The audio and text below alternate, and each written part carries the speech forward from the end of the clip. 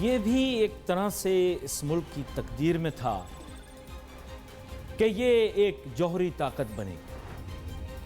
پاکستان کا جوہری طاقت بننے کا سفر بہت طویل اور بہت ہی زیادہ انٹرسٹنگ ہے۔ آغاز میں جب جوہری طاقت کے متعلق بات ہوتی تھی تو اس کے بیسیکلی دو ایریاز، ایک پرامن جوہری طاقت جس کے ذریعے توانائی یا بجلی پیدا ہوتی ہے، وہ تو تمام ممالک کو اجازت ہے کہ اس کے اوپر ورکنگ کریں، اور دوسرا یہ ہے کہ جوہری ہتھیار بنائیں۔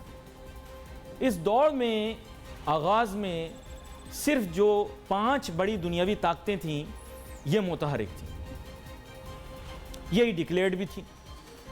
پھر اس کے بعد وقت اور حالات کے بدلنے کے ساتھ ساتھ دنیا میں جوہری توانائی اور جوہری طاقت کو بطور ایک دفاعی یعنی کہ ڈیٹرنس کے طور پہ استعمال کرنے کی گفتگو شروع ہوئی۔ پاکستان اکیلا مسلم ملک ہے جس کے متعلق دنیا یہ رائے رکھتی ہے کہ یہ لوگ ذہین بھی ہیں، عقل مند بھی ہیں۔ ٹھیک ہے، ہزار عیب ہو جانے کے باوجود بھی کچھ لوگوں میں جذبہ ایمانی بھی موجود ہے۔ مسلم دنیا کے اندر سب سے منفرد، دیکھو میں بڑی حیران کن بات کرنے والا ہوں، آج کل کے حالات میں آپ کو سمجھ نہیں آئے گی، مسلم دنیا میں سب سے منفرد ملک پاکستان، آئیڈیالوجیکل کنٹری بھی ہے یعنی نظریاتی ملک بھی ہے، اور بہت سارے لوگ ایسا محسوس کرتے ہیں آج کی تاریخ میں کہ دین کے نام پہ بنائیں۔ تو اس لیے دنیا کا، اسلامی دنیا کا، مسلم دنیا کا ایک طرح سے محور تصور کیا جا سکتا ہے انسانی لحاظ سے، دنیاوی لحاظ سے، ٹھیک ہے۔ تو اب جب جوہری طاقت بننے کا وقت آیا تو اس کا پس منظر بہت مختصر 1 منٹ میں 2 منٹ میں ہی آپ کو بتا سکتا ہوں۔ امریکہ اور روس کی آپس میں ٹھن گئی تھی، پاکستان کی قسمت یہاں پہ جاگی۔ امریکہ نے مفروضوں کی بنیاد پر، مفروضے مانے سیمولیشن کی بنیاد پہ بہت دفعہ دیکھا کہ روس کو کیسے شکست دیں، ہر طرح سے کمپیوٹر میں ڈیٹا فیڈ کر کے دیکھا، ہر دفعہ روس امریکہ پر حاوی ہو جائے۔ کمپیوٹر سیمولیشن ان کو بتا، امریکہ کے ذہن میں آیا کہ اب ہم کیا کریں کہ جس کے ذریعے ہم روس کو شکست دیں، بھلے کوئی ایسا اتحادی نہ ہو جو جوہری طاقت بن جائے۔ پاکستان اپنے جوہری پروگرام پر کام کر رہا تھا، پر اسرائیل کو اس سے بڑی سخت شکایت تھی کہ پاکستان جوہری قوت بن جائے، کیونکہ اسرائیل کا سب سے بڑا خوف یہ تھا کہ مسلم دنیا کے اندر میکسیمم ان کو نقصان پہنچانے والے لوگوں کی ذہنیت اور فطرت یہ تھی کہ بس میں بیٹھ کر پھٹ جاؤ۔ انہیں پتا تھا یہ محدود پیمانے پر ہمیں نقصان پہنچا سکتے ہیں مسلم دنیا کے لوگ، لیکن یہ پاکستان کے جو لوگ ہیں، پاکستانی جو ہیں، ان کے پاس یہ خوبی بھی ہے، ذہانت بھی ہے، عقل بھی ہے، تجربہ بھی ہے، یہ ہمیں شکست دے سکتے ہیں۔ یہ کھڑے ہو گئے بن کے سامنے امریکہ کے، انہوں نے کہا صاحب نہیں پاکستان کو جوہری قوت بننے دیں گے، ان کو روکو کسی طرح بھی۔ امریکہ نے کہا نہ، معذرت کر لی، اسرائیل سے امریکہ نے معذرت کر لی، بولا نہیں پاکستان جوہری قوت بنے گا۔ تقدیر بھی چمکی، اللہ تعالیٰ کا کرم ہوا، پاکستان جوہری طاقت بن گیا۔ پھر ڈیلیوری سسٹم کی باری آئی تو پاکستان کا شاہین، آسمانوں کا شہزادہ F-16، جس کے بارے میں بہت کم لوگ یہ جانتے ہیں، لیکن یہ جوہری صلاحیت رکھنے والا جہاز دشمن کی دھجیاں بکھیر سکتا ہے اپنے جوہری ہتھیاروں کے ذریعے۔ پاکستان کو مل جانے کے بعد یہ تقریباً کنفرم ہو گیا کہ روس کی شکست بھی مستقبل میں، سوویت شکست بھی عین ممکن ہے، اور ہندوستان کو بھی ٹکر کا مقابلہ دیں گے۔ اس میں ڈاکٹر عبدالقدیر خان صاحب کا بہت بڑا ہاتھ رہا، انہوں نے ایک بہت اہم کردار ادا کیا پاکستان کے جوہری پروگرام میں۔ لیکن یہاں پر ہمیں اور محنت کش انجینئروں کا بھی شکریہ ادا کرنا چاہیے جنہوں نے پاکستان کے جوہری پروگرام میں اہم کردار ادا کیا۔ ان کا نام کوئی نہیں جانتا، لیکن میں دعا کرتا ہوں کہ اللہ تعالیٰ ان کو لمبی زندگی اور صحت دے، جو لوگ ہم پاکستان کے پرامن جوہری پروگرام پر کام کر رہے ہیں، بھلے ان کا نام ہم جانتے ہوں یا وہ انجانے ہوں۔ اس موقع پر چند سیکنڈوں کے لیے خاموشی بھی، اور میں چاہوں گا کہ آپ سب لوگ میرے ساتھ مل کر ڈاکٹر عبدالقدیر خان صاحب کے لیے ایک جو ہے دعا بھی کریں۔ तो सिर्फ 5 सेकंड की हम खामोशी करें।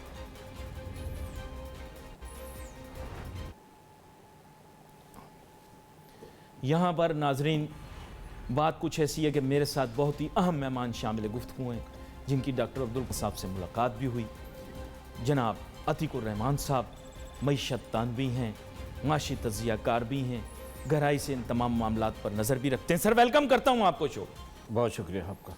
आगाज़ में ये बताना ज़रूरी था कि पाकिस्तान एक जौहरी कुव्वत है, लेकिन इसके साथ साथ अतीकुर रहमान साहब अब वक्त आ चुका है कि पाकिस्तान एक माशी ताकत भी बने, एक सनती ताकत भी बने।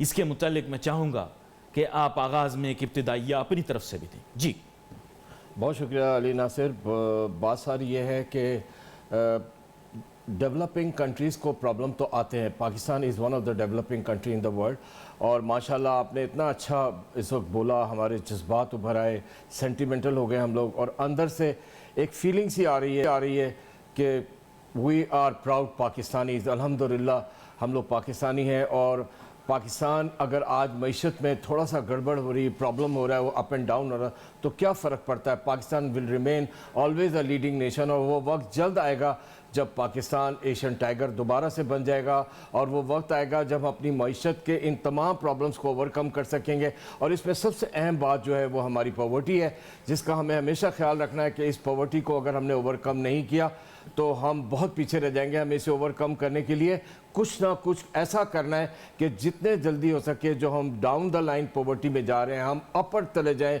और पॉवर्टी नाम की कोई चीज़ हमारे मुल्क में ना रहे इंशाल्लाह ताला।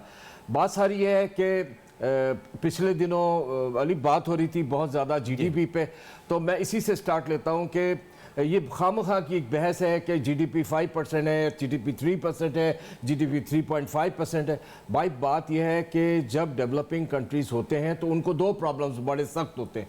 दो प्रॉब्लम्स क्या होते हैं कि उनको फाइनेंशियल क्राइसिस भी आते हैं, और उनके पास मास अनएम्प्लॉयमेंट भी होता है। ये दोनों चीज़ों के ऊपर स्ट्रगल की जा रही कि किसी तरह हम काम कर लें और इसको ओवरकम कर लें। और ये ओवरकम करने का सबसे बेस्ट तरीका ये है कि जो हमारी एग्रीकल्चर प्रोड्यूस है, हम दोबारा इस काबिल हो जाएं कि हम जो कुछ प्रोड्यूस करते थे, हम लीडिंग थे, हम चूँकि बैकफुट पे आ गए हैं, तो हम उस एग्रीकल्चर प्रोड्यूस को अपनी अटेंड कर लें, अपने ऑब्जेक्टिव्स को। और दूसरी तरफ जो हमारी इंडस्ट्रियल और इंजीनियरिंग प्रोडक्ट्स हैं, जिसमें हम कहते हैं मैन्युफैक्चरिंग गुड्स या वैल्यू एडिशंस, उस पे हमें अपने आप को कमाल करना है। बतदरीज हम देखेंगे कि अभी हमारी जो फैक्चुअल पोजीशन है वो ये कि हमारी जीडीपी 3.5% है। आहिस्ता आहिस्ता जब इन दो चीज़ों के ऊपर हम कंट्रोल हासिल कर लेंगे और हम साहिब कमाल हो जाएंगे इसमें, तो ऑटोमेटिकली हमारी जीडीपी 5% से क्या 7% पे पहुंच जाएगी, अनएम्प्लॉयमेंट चेक हो जाएगी, और जो फाइनेंशियल क्राइसिस है वो भी दूर हो जाएंगे इंशाल्लाह ताला। बनना ज़रूरी है भाई। उसकी वजह यह है कि अतीकुर रहमान साहब हमारे सामने मिसाल मौजूद है रूस की, सोवियत यूनियन की। रूस में इसलिए नहीं बोलता, आजकल पाकिस्तान में लोग पींगे बढ़ा रहे हैं उनके साथ। लोग वही हैं, ये मैं बता दूं, लोग वही हैं, तब्दील नहीं हुए। लेकिन सोवियत यूनियन का भी इशू ये था कि जौहरी ताकत तो था, लेकिन माशी ताकत और मईशत के ऊपर ज़्यादा फोकस ना करने की वजह से उसे बहुत सारे मसाइल का सामना करना पड़ा। पाकिस्तान में भी जैसे आपने कहा कि पाकिस्तान के माशी मसाइल उस नौइयत के नहीं हैं। पाकिस्तान को तो निस्बतन सिंपलर इश्यूज़ को रिजॉल्व करना है, यानी कि एम्प्लॉयमेंट का इशू है, जिसके लिए हमारे पास वाफिर, मैं कहूँगा कि इंडस्ट्रियलिस्ट और एंटरप्राइज को पसंद करने वाले लोग मौजूद हैं। इसके साथ साथ गुर्बत का आपने मसला बताया। गुर्बत का मसला सॉल्व करना ईजी तो नहीं है, लेकिन गुर्बत का मसला आइडेंटिफाइड है, तो हमें यह पता है कि ये गुर्बत का मसला है, इसको रिजॉल्व हमने करना है। वहाँ पे तो आपको पता है आइडेंटिफाइड भी नहीं थे, रिजॉल्वेबल भी नहीं थे, तो उनको काफ़ी क्राइसिस का सामना करना पड़ा।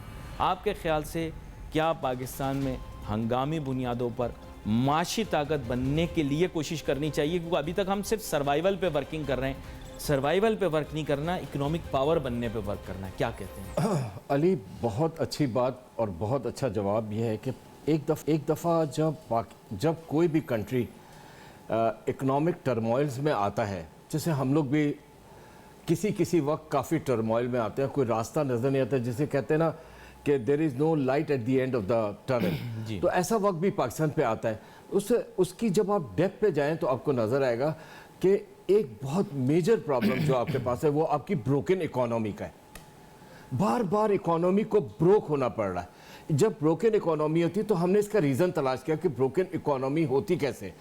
ब्रोकन इकोनॉमी हमेशा दो वजह से होती, एक जब आपका इन्फ्लेशन का ट्रेंड अपवर्ड हो, बेपनाह इन्फ्लेशन हो, कंट्रोल नहीं कर सकते हो। जैसे हमारा टारगेट 8% इन्फ्लेशन था, ये आज पहुंच के कुछ 13 से 14-15% पे पहुंचा हुआ है, ठीक है ना। डिफरेंट फिगर्स आते रहते हैं। एक तो इन्फ्लेशन, दूसरा आपका इंटरेस्ट रेट।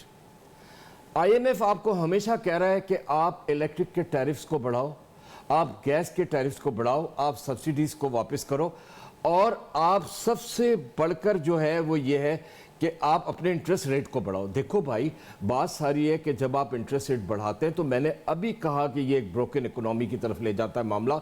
जब इंटरेस्ट रेट को बढ़ाते हैं तो सबसे बड़ा प्रॉब्लम क्रिएट होता है कि एक्सपेंशन रुक जाती है। एक्सपेंशन क्यों रुक जाती है? कि आपकी कैपिटल इकोनॉमी से कम होना शुरू हो जाता है, क्योंकि एक्सेस टू फाइनेंस नहीं होता। आप पैसा बोरो नहीं कर पा सकते एक्सपेंशन के लिए। जब आप एक्सपेंशन करेंगे, आपकी प्रॉफिट्स बढ़ेंगी, आपकी एम्प्लॉयमेंट चेक होगी, आप लोगों को एम्प्लॉयमेंट देंगे और इन्फ्लेशन से फाइट कर सकेंगे। ये तमाम चीज़ों को अगर ले लिया जाए और इन चीज़ों का सदेबाब किया जाए तो बहुत आसान तरीके पे मैंने समझा दिया कि ब्रोकन इकोनॉमी से निकलकर इन्फ्लेशन को नीचे लेकर आकर और इंटरेस्ट रेट को रिड्यूस कर कर हम किसी न किसी लेवल पे ऐसे आ जाते हैं जहां पे हम फाइट बैक कर सकते हैं। अब फाइट बैक करने में हमें एक अली इजाजत हो तो प्रॉब्लम है जो सबसे बड़ा आ रहा है वो हमारी हाइक इन प्राइसेस है। एक आम आदमी पेट्रोलियम के बढ़ते हुए प्राइसेस को अब बीट नहीं कर पा रहा। हर 10-15 दिन में हमारे यहाँ पेट्रोलियम की कॉस्ट बढ़ रही है और हम एंटीसिपेट कर रहे हैं कि अभी मजीद बढ़ने वाली है। एक ये फाइट नहीं हो पाती। नहीं, इशू रिजॉल्व नहीं हो रहा ना। एक्चुअली मोरालिटी पे हमें लेक्चर्स मिलते रहते हैं, इशू तो इकोनॉमिक होना चाहिए ना। Economic, I am sure morality के इश्यूज भी बहुत इंपॉर्टेंट है, लेकिन इकोनॉमिक इशू पे भी तो कोई बात करे ना। आपके ख्याल से क्या नेशनल लेवल के ऊपर डिबेट नहीं होनी चाहिए? इकोनॉमिक सारी चीजों की डिबेट होनी चाहिए। और देखिए, मैं आपको एक बात बताऊं कि जब आप POL के प्रोसेस बढ़ाते हैं, सब्सिडीज को विड्रॉ करते हैं और एक ह्यूज आपके पास एक टैरिफ आती है जिसको आप कहते हैं पेट्रोलियम प्रोडक्ट्स की टैरिफ, जिसको आम आदमी को पे करना पड़ता है चाहते हुए ना चाहते हुए भी हर तरह से। उसका इफेक्ट क्या आता है कि ऑटोमेटिकली हमारे इलेक्ट्रिसिटी के प्राइसेस बढ़ जाते हैं, हमारे गैस के प्राइसेस बढ़ जाते हैं, हमारी लॉजिस्टिक कॉस्ट बढ़ जाती है और इन तमाम चीज़ों का जब बढ़ जाती है तो कॉस्ट ऑफ प्रोडक्शन बढ़ जाती है। देखिए, इन्फ्लेशन को बढ़ावा कहाँ से दिया जा रहा है? इन्फ्लेशन को बढ़ावा POL के प्राइसेस से। ये सारा एक सर्कमस्टेंस चला और आपने देखा कॉस्ट ऑफ प्रोडक्शन बढ़ गई। अब आवाम को महंगी चीज़ खरीदनी पड़ी, ऑटोमेटिकली आपका जो इन्फ्लेशन है 2 पॉइंट रेस करके। ये चीज़ों को कंट्रोल करने के लिए गवर्नमेंट को कोई एक ऐसा तरीका निकालना चाहिए कि जहां बेस पॉइंट है, फैक्टर्स हैं जो ग्रेव है इसकी, और वो ये है कि हमें किसी तरह भी अपने POL प्राइसेस को कंट्रोल करना है। कंट्रोल करके हम इन तमाम चीज़ों पे कंप्लीट महारत हासिल कर सकेंगे और इस पे हमारा कंट्रोल होगा। जब अच्छा, पिछली दफा भी आपसे इस मौजू पर बात हो रही थी। एक इकोनॉमिक चैलेंज हमारे यहाँ बहुत बड़ा ये भी है जो महंगाई को फ्यूल कर रहा है, वो ये कि हम इंपोर्ट ओरिएंटेड कंट्री हैं और उसका प्रॉब्लम आपने पिछली दफ़ा खैर उसको बड़े डिटेल में एक्सप्लेन किया था कि इंपोर्ट्स जो हैं और एक्सपोर्ट्स जो हैं, ज़ाहिर बात है बहुत का आपने बेनिफिट्स प्रोस कॉन्स दोनों बताए थे, लेकिन इशू ये आ रहा है कि जो इंपोर्ट सब्स्टिट्यूशन है बहुत सी जगह पर मुमकिन भी है। फॉर एग्जांपल, जहां कुकिंग ऑयल है लोग उस पर फोकस नहीं कर रहे, लेकिन बिलियंस ऑफ US$ का हम जो है मंगवाते हैं खाने का तेल, एडिबल ऑयल। अब उसको सब्स्टिट्यूट करने के लिए पाकिस्तान एक एग्रीकल्चरल कंट्री है, सर दुनिया हंसती होगी कि एक ऑर्गेनिक प्रोडक्ट है कुकिंग ऑयल, उसको हम इंपोर्ट कर रहे हैं मलेशिया से, इंडोनेशिया से। ना समझ में आने वाली बात है। फिर उसके बाद हमारी आवाम इससे वाकिफ़ नहीं है, लेकिन फ्यूल ऑयल जो है मुख्तलिफ़ शक्लों में, चाहे गैस की शक्ल में हो, चाहे माया गैस, चाहे माया की शक्ल में हो, वो लिक्विड की शक्ल में हो, लेकिन ये है कि वो सारा हम इंपोर्ट करते हैं। देखिए सर, और उसमें बहुत बड़ा पोर्शन जो है वो गाड़ियां जो हम चलाते हैं उसमें वो ईंधन लगता है। हैरानगी की बात है, वो सारा एनर्जी में नहीं लग रहा भाई दिवे, मैं आपको बता दूं। उसमें रोड पर जो गाड़ियां चल रही हैं उसमें भी बहुत ईंधन जा रहा है। सर इस पे क्यों नहीं ट्रैफिक मैनेजमेंट पे क्यों नहीं वर्किंग करते? इस पे क्यों नहीं वर्किंग करते कि पब्लिक ट्रांसपोर्ट को इम्प्रूव किया जाए? इस पे वर्किंग क्यों नहीं करते कि ऑल्टरनेटिव कोई एनर्जी के रिसोर्सेज को निकालें? डैम के लिए 10-10 रुपए हमारे काट लिए, उस पर वर्किंग क्यों नहीं करते? ये तो आसान, ये सब्स्टिट्यूशन का तरीका है। औरतों का मेकअप बंद कर देना जो कि चंद $1 मिलियन का है, उसको क्या कुत्तों का खाना $1 मिलियन का रोक के, ये क्या मजाक हो रहा है हमारे साथ? क्या कहते हैं आप? अली देखो, बात सारी है कि पिछली दफ़ा भी आपने कहा कि डिस्कस किया, और थोड़ा सा अगर याद दहानी के लिए इस बार भी कुछ डिस्कशन कर लिया जाए तो अच्छा है। हाँ, देखिए, ट्रेड डेफिसिट एक बहुत बड़ा मसला है जो कि गैप बढ़ता चला जा रहा है बिटवीन इंपोर्ट एंड एक्सपोर्ट। जी जी। हो रहा क्या है कि हम क्या क्या मेजर चीज़ें इंपोर्ट कर रहे हैं। आप देखिए, आप पीओएल की बात कर रहे थे, साथ में पाम ऑयल की बात आपने की, इसके साथ साथ कोल भी कर रहे हैं हम इंपोर्ट, और सबसे बढ़कर जो हम इंपोर्ट कर रहे हैं ना वो है इंडस्ट्रियल रॉ मटेरियल। भाई बात यह है कि मैं हमेशा इस बात पे जोर देता हूं, केमिकल्स भी हैं उसमें, chemicals is one of the biggest imports, everything is included in that. मैं हमेशा एक बात कहता हूं कि इंडिजिनसली लोकली क्यों नहीं रॉ मटेरियल हम प्रोड्यूस करते जो हमारी इंडस्ट्री की खपत होती है। That's right. जब हम अब इंडस्ट्रियल रॉ मटेरियल हम इंपोर्ट करते रहेंगे तो लामहौला हमारा इंपोर्ट का बिल बढ़ के $70 बिलियन तक पहुंच जाएगा। ये हर चीज जब हमने इंपोर्ट किया, अब उसमें हमने फिर मैं कहता हूं रिपीटेशन हो रहा है, एग्रीकल्चर प्रोड्यूस भी $6-7 बिलियन की इंपोर्ट कर ली पिछले साल। तो ये सारी चीजों का चेक होना जरूरी है। भाई हम एग्रीकल्चर कंट्री हैं, हमें किसान को मराद देनी चाहिए, इंसेंटिव देनी चाहिए, मैकेनाइज करना चाहिए, इनोवेशंस लाने चाहिए ताकि हम अपनी एग्रीकल्चर प्रोड्यूस को वापस आ सकें। इसमें सबसे बड़ा प्रॉब्लम पता है क्या हो रहा है? वो ये हो रहा है, हमारी टेक्सटाइल इंडस्ट्री जो सबसे लीडिंग एक्सपोर्ट पोटेंशियल है हमारा, उसको जो मेन रॉ मटेरियल है कॉटन, वो भी अब हमें इंपोर्ट करनी पड़ रही है, जो कि हम लीडिंग होते थे, खुद पैदा करते थे। कोई ऐसा इंसेंटिव दे कि किसान दोबारा कॉटन पैदा करनी शुरू कर दे।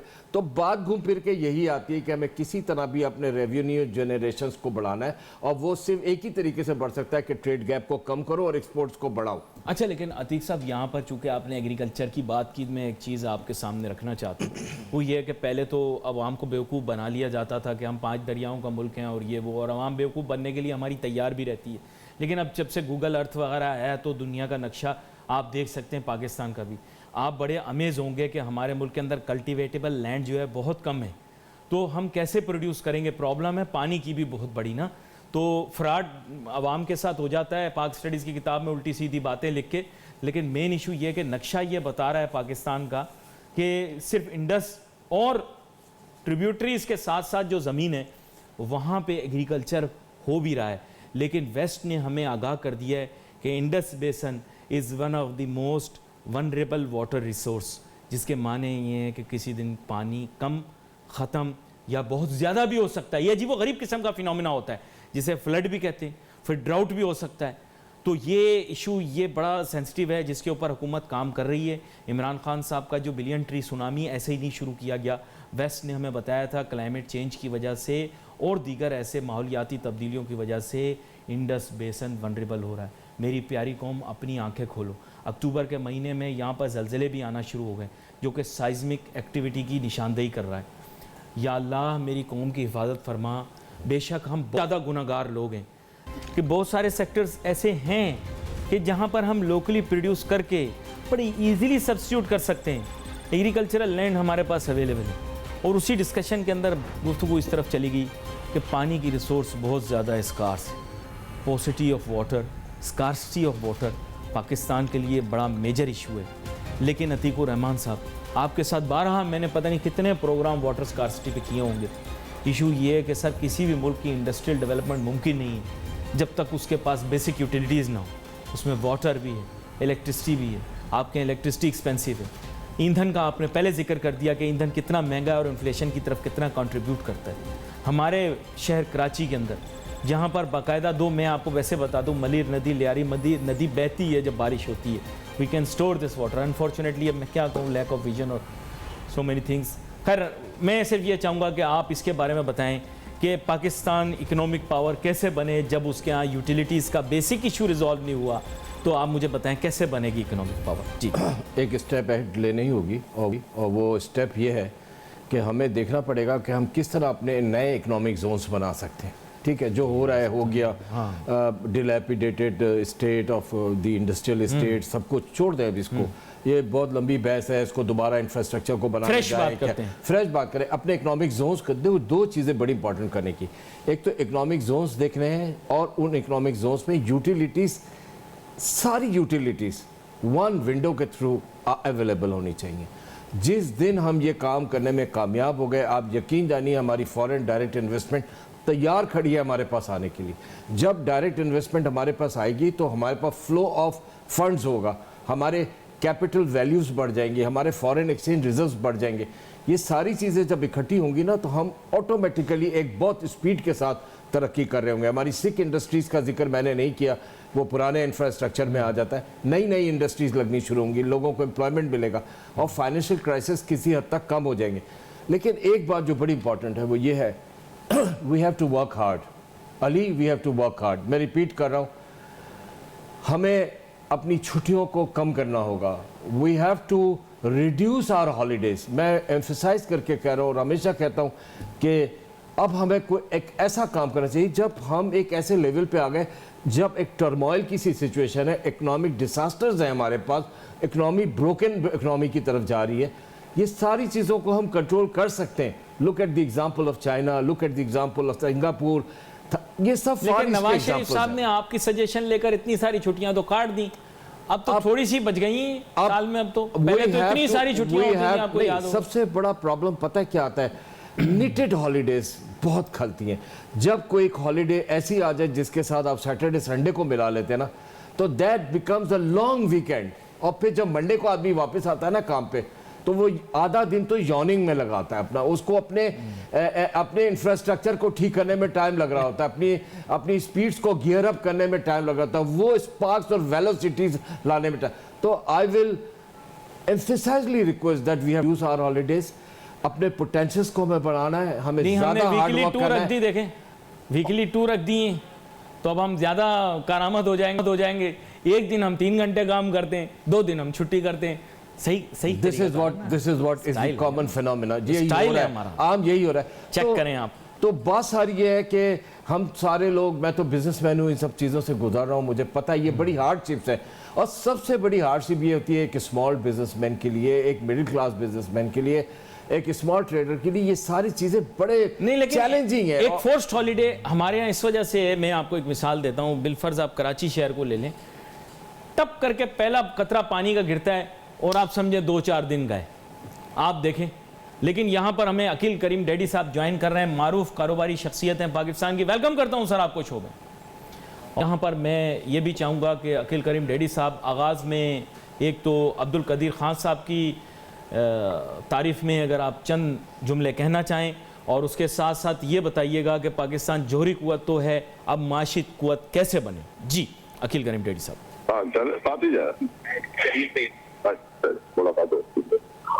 हेलो जी अकील करीम डैडी साहब, मेरी ख्वाहिश ये है कि सबसे पहले तो आप अब्दुल कदीर खान साहब की तारीफ़ में चंद जुमले कहें, और फिर उसके बाद ये बताइए कि पाकिस्तान एक जौहरी कुव्वत तो बन गया है, माशी कुव्वत कैसे बने।